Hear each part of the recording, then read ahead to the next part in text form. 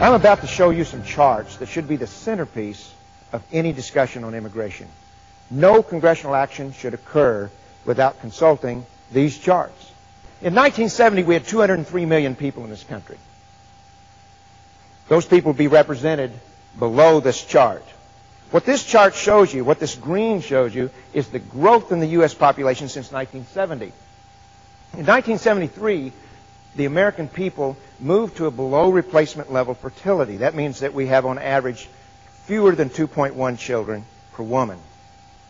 At below replacement fertility, we will eventually stabilize our population along with all the rest of the advanced nations of the world. But we still had growth. This is the growth of births over deaths. And the reason is that the baby boomers, and I'm at the first of that bulge, we had to move through our childbearing years. So even though we had small families, there were so many of us that we kept growing.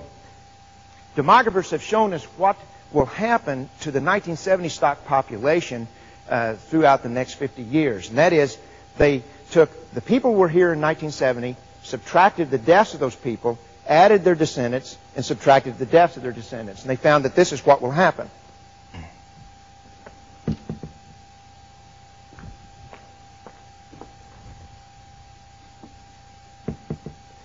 Now, as you can see, the population by right now is very slowly growing. In the next 5 years, it's going to stop growing. It'll grow a little bit more with the baby boom echo.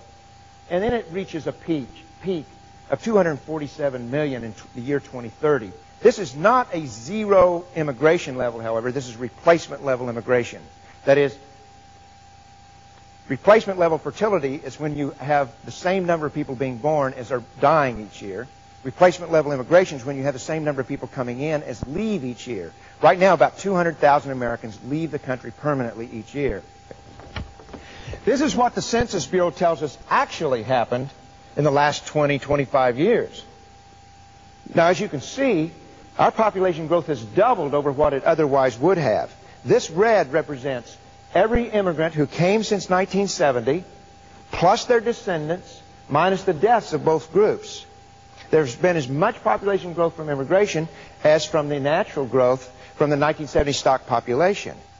Now, that has meant that we have had to double all of the additional infrastructure expenditures we've had in this country. We've had to build twice as many schools, twice as many sewage treatment plants. We've had to build twice as many roads and streets.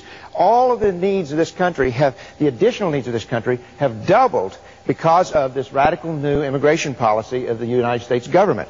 In California, the State Department of Education has found that they have to build an entire elementary school every single day of the year.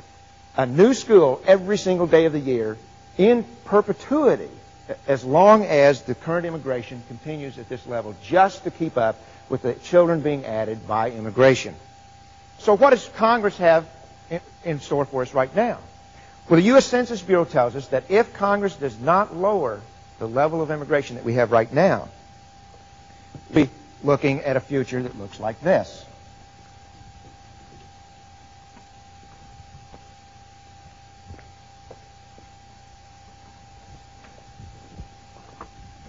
As you can see, the numbers go completely off the charts. The Census Bureau tells us that this will be our future if immigration continues at today's rates.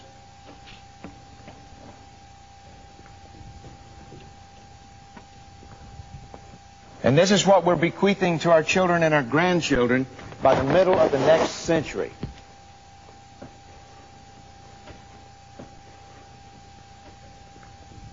This is not conjecture. This is not subjective.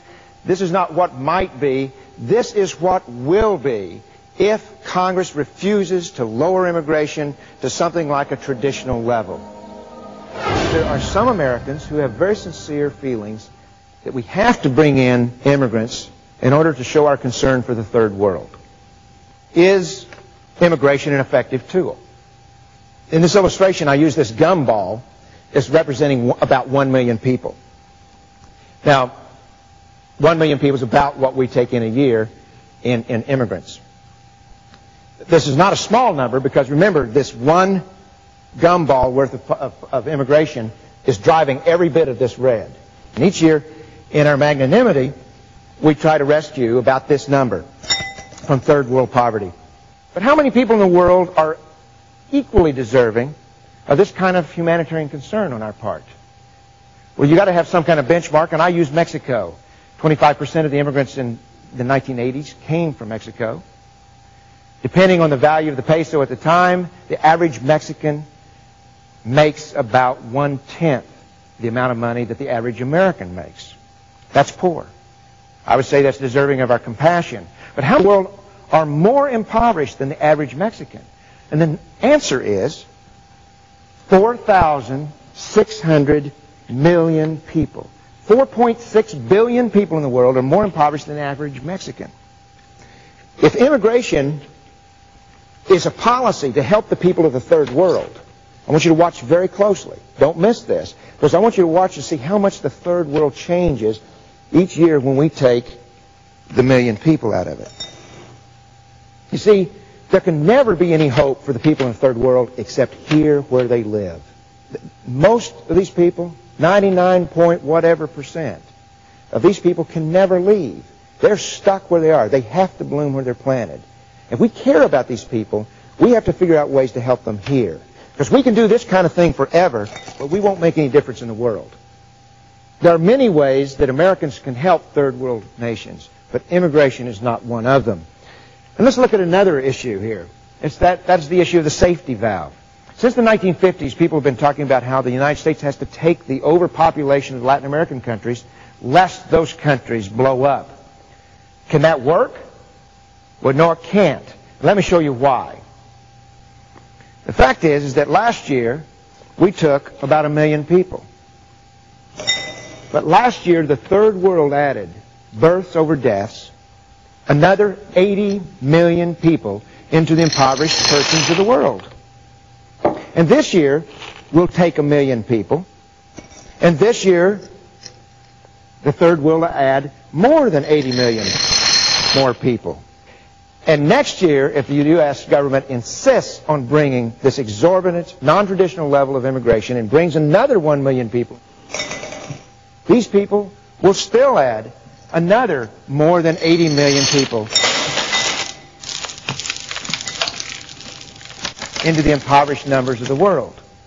There's no way that we can ever get ahead of this. We cannot be a safety valve. We could take millions a year, totally destroy the social fabric of this country, totally destroy the environmental resources, ruin any possibility of the lower skilled people in this country having any kind of a decent standard of living.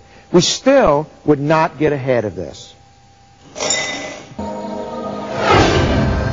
If at this level of population, 40% of the lakes and streams in this country still are not fishable and swimmable, what are we going to do here, there, all the way up there?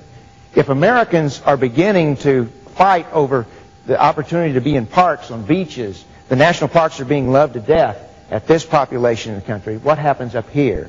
If we are not keeping up with the education of our urban school children at this level, if we cannot build schools fast enough now, if so many Americans are feeling that the congestion and the tearing of the social fabric is moving beyond acceptability at this level, what is our hope moving on up? Now, you may live in a community that's little affected by immigration, but believe me, if this growth happens, there isn't a community in America that is assured of escaping the ravages that's now hitting California. And we must make decisions now for our children's and our grandchildren's future.